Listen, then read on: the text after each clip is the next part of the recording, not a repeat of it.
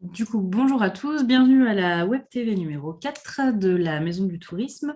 Aujourd'hui, du coup, on va parler de la randonnée avec notamment Sébastien, qui va nous expliquer un petit peu le site consacré à cette activité assez phare du secteur. Un tout petit point sur les Web TV.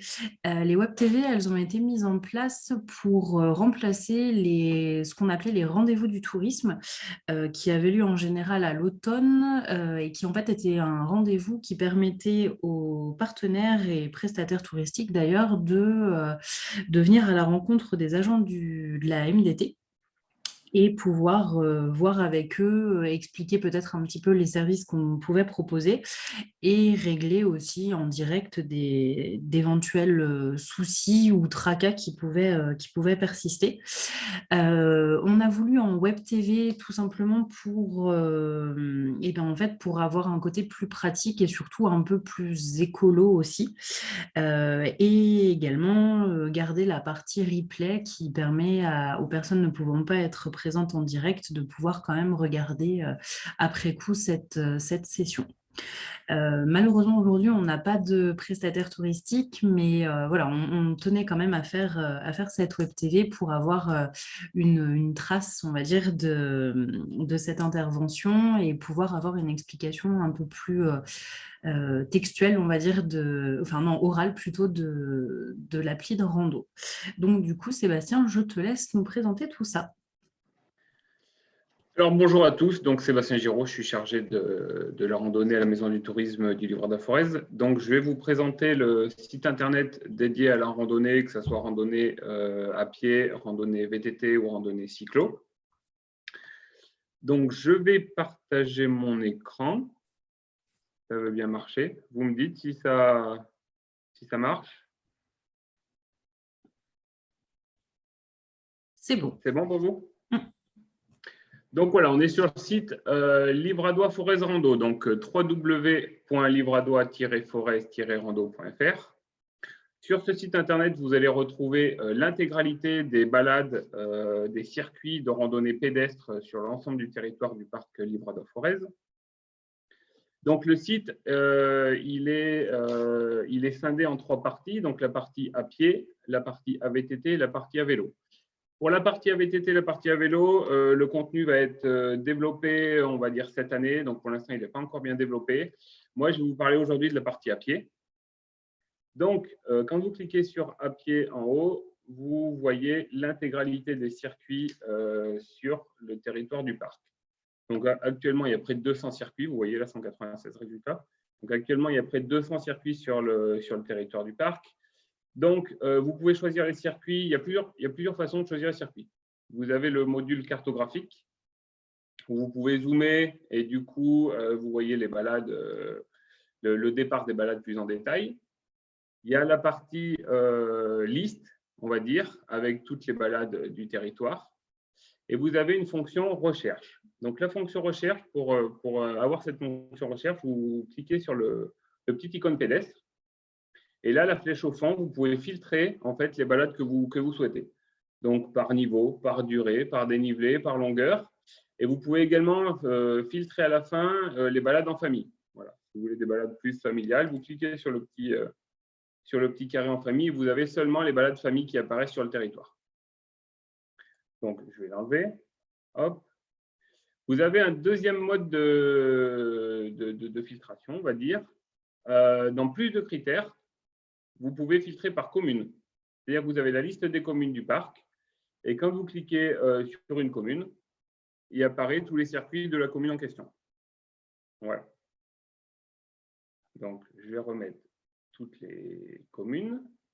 Voilà. Et un dernier petit outil aussi, c'est si vous connaissez le circuit, si vous connaissez le nom du circuit, vous tapez directement le nom du circuit. Par exemple, là, je veux le circuit de la Tour de Courcourt à Seychelles. Je mets seulement Courcourt. Et là, normalement, voilà, j'ai le circuit de la Tour Courcourt qui apparaît. Donc voilà, ça c'est les différents filtres que vous pouvez avoir sur la randonnée pédestre. Hop, on va revenir en arrière. Donc si vous voulez maintenant avoir une balade en particulier, vous zoomez sur la carte, vous voulez par exemple faire la balade de l'église de la Chabas à Oliergue. Donc, vous cliquez sur le petit icône et là, vous cliquez sur « En savoir plus ». À ce moment-là, il y a 3 colonnes qui apparaissent. La première colonne, vous pouvez retrouver toutes les caractéristiques de la balade, donc la durée, le balisage, la difficulté, le kilométrage, le dénivelé. Vous avez une petite photo de présentation et vous avez le descriptif d'itinéraire, donc le pas à pas pour l'intégralité du circuit. Au fond, vous avez le profil altimétrique. Donc, sur le profil altimétrique, vous pouvez passer et vous voyez sur la colonne du milieu, vous voyez un point blanc qui circule le long du circuit. Voilà, on va dire que c'est un petit gadget pour savoir où vous vous situez, pour connaître un petit peu la difficulté du circuit. Et au fond, vous avez la source, donc dans quel topoguide vous pouvez trouver ce circuit. Donc, dans la colonne du milieu, je reviens, on a le circuit sur cartigène. Donc, vous pouvez zoomer. Et là, vous avez la cartigène au 25 millième. Donc, vraiment ce que recherche le randonneur. Où vous pouvez voir l'intégralité du circuit. Sur la colonne de droite, vous avez tout ce qui se trouve à proximité du circuit. Donc, quand je dis à proximité du circuit, c'est à 500 mètres à vol d'oiseau du circuit. Donc là, vous pouvez retrouver les autres randonnées pédestres qui existent à proximité du circuit. Vous pouvez retrouver les circuits VTT aussi qui existent, qui passent ou qui sont à proximité du circuit. Et surtout, vous pouvez retrouver tous les hébergements, les restaurations, le patrimoine culturel et l'artisanat qui se trouve à proximité du circuit. Donc, par exemple, un hébergement à proximité du circuit, voilà, vous avez la liste des hébergements qui sont à proximité du circuit. Vous pouvez également les zoomer sur la carte, vous les voyez, avec des numéros. Là, par exemple, j'ai l'île au crayon, j'ai la chambre d'hôte Bounty, j'ai le coteau d'Oliergue. Donc, voilà, c'est des hébergements ou de l'artisanat que vous pouvez retrouver directement sur carte pour les localiser précisément. J'en reviens maintenant au circuit. Donc, vous avez dans le bandeau du haut, vous pouvez voir un affichage 3D du circuit. Donc, ça, c'est pareil, c'est un petit gadget. J'espère que ça va marcher, des fois, c'est assez long.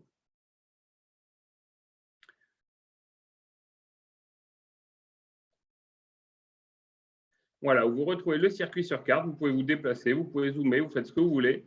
Et vous avez le circuit sur vue aérienne.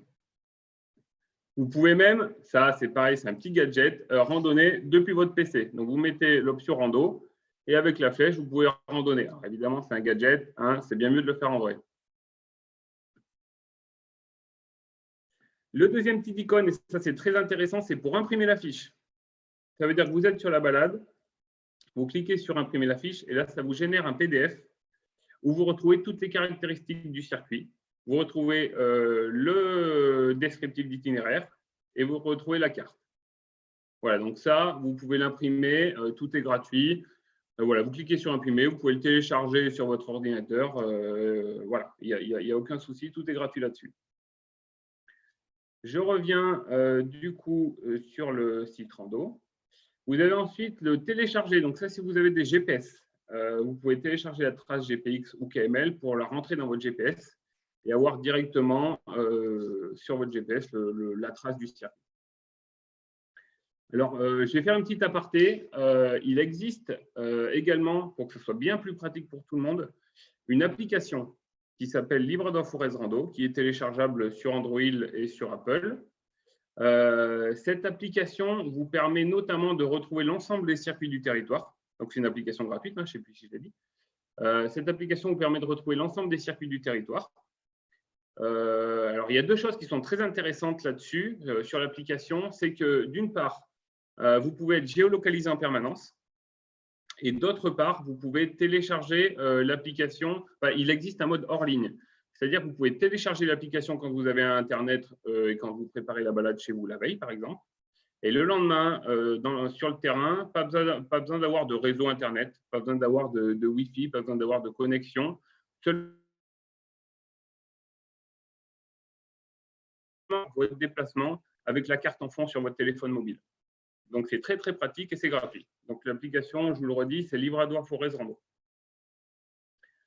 Du coup, je peux peut-être montrer rapidement. Ouais. Je ne sais pas si on verra bien des masses. Hop, attends, du coup, il faut que… Yep. Hop. Du coup, ça vous fait pareil, ça fait sur le même principe. Alors là, on ne voit pas forcément très bien, mais ça fait la carte. Hop. Non, je vais prendre par exemple celui-ci. Et en fait, je peux le télécharger là. Ça va me demander si je veux le télécharger, je le télécharge. Là, Ah, bien sûr, j'ai Internet et du coup, après, je vais le retrouver normalement dans mes hors-lignes, en fait, le menu qui est au milieu.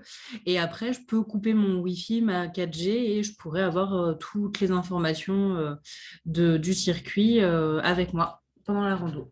voilà. Merci, Megan. Vous avez également à côté pour signaler un problème ou une erreur. Alors, sur le circuit, ça c'est assez pratique. Si vous avez des retours de touristes, vous signalez une erreur, ça vous ouvre un bandeau.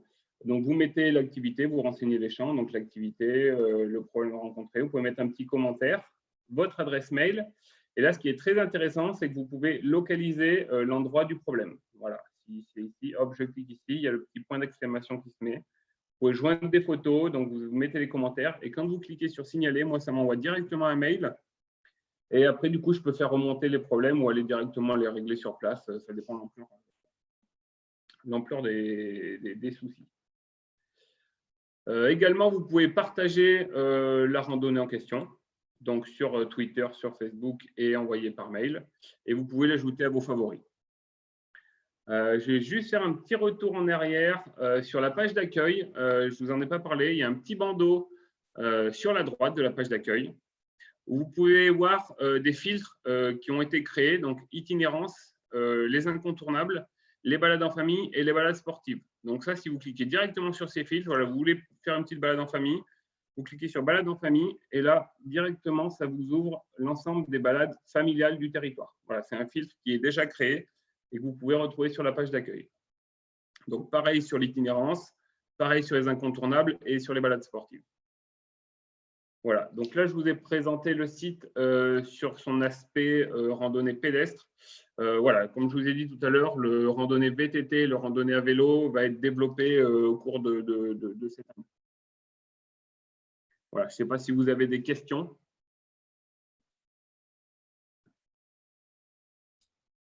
Non, pas forcément, mais c'est quand même un outil très pratique.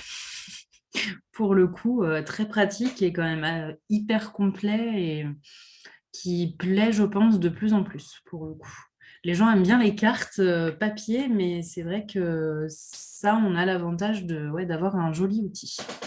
Ouais, donc j'ai regardé les chiffres, là, c'est vraiment en hausse constante depuis les 2 dernières années sur la fréquentation du site. Ça, c'est clair. L'année dernière, l'année 2020, par rapport à l'année 2019, on avait doublé de fréquentation. Et là, sur, on va dire, la moitié de l'année, on n'est pas en train de doubler, mais on est à plus de 50% pour le moment, par rapport à l'année 2020. Ouais, ce qui prouve bien que voilà, c'est quand même un outil Voilà. qui est demandé et Sur qui. l'application, alors il faut savoir que l'application, elle est sortie en 2020. L'application est sortie en 2020, elle est sortie en juillet 2020, ça va faire quasiment un an. Et cette application, elle a été téléchargée on est quasiment à 4000 fois depuis un an. Donc, voilà, ça marche pas mal de ce côté-là aussi. J'aurais une question concernant les balades famille. Oui. C'est en termes de durée, de niveau de difficulté? Alors, les balades famille, le filtre qu'il y a dans les balades famille, c'est des balades donc, qui sont à moins de 2 heures, de marche et avec un dénivelé qui est inférieur à 150 mètres, donc qui est assez plat. Ok. Et en termes de mobilité, enfin, les personnes ne peuvent pas forcément faire des choses avec des poussettes ou Non. Non. Non, non, c'est vraiment des balades famille, mais ce n'est pas des balades poussettes. Ok.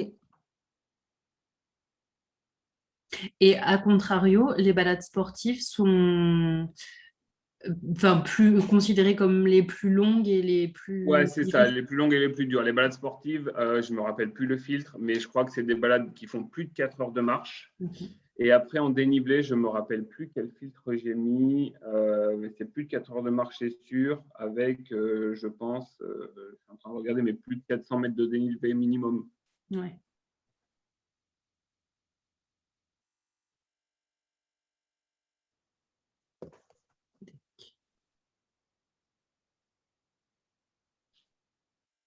Et du coup, au niveau des circuits VTT que tu mettras, est-ce que, comme on a eu Monsieur Bessert qui nous en a parlé il n'y a pas longtemps, là, de l'espace Grand Air, le nouveau grand espace VTT, enfin le plus grand de France, est-ce que du coup, ça s'arrêtera au niveau Livradois-Forez ou est-ce que du coup, il y aura justement la jonction, par exemple, avec les Bois Noirs et Vichy, du coup, Alors, plus loin? ouais, il faut savoir que le centre VTT des Bois Noirs, ils ont pas mal de circuits sur notre territoire Livradois-Forez. Donc, tous les circuits qui seront répertoriés sur l'onglet AVTT sur notre site internet, ça sera tous les circuits qui sont dans le parc Livradois-Forez et qui sont des circuits de nos partenaires. Donc, je vais les citer. Donc, il y a le centre VTT des Bois Noirs qui auront, de mémoire, ça fait une vingtaine de circuits, peut-être même un peu plus, une trentaine de circuits, je pense, sur Livradois-Forez. Le centre VTT d'Ambert, donc qui est regroupé maintenant avec celui de la vallée de Lens. Le centre cyclo des Quatre Vents, qui ont aussi des circuits VTT, qui sont situés au Buisson d'Auvergne, et le centre VTT numéro 1 Auvergne-la-Varenne, Oui. voilà, qui a également des circuits VTT. Voilà, ça sera, dans un premier temps, ça sera tous les circuits de ces partenaires qui seront mis en ligne. Ok, très bien. Très bien.